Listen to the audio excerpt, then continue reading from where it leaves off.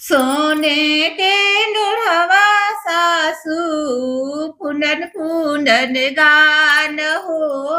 धीरे से पड़ी है सासू सुंदर दामाद हो।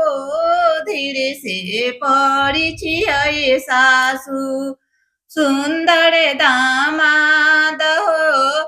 मैट्रिक के पढ़ैया दुल्हा पढ़ऊ ना पवने हो। मैट्रिक के पढ़ैया दुल्हा पढ़ऊ ना पवने हो। हाथ के कितबिया दुल्हा पकड़ऊ ना जनने हो। हाथ के कितबिया दुल्हा अंगना में सरहज रानी खड़े हिंदी छाट से हो। उनु करे जवाबे दुल्हा देवहू ना पवने हो।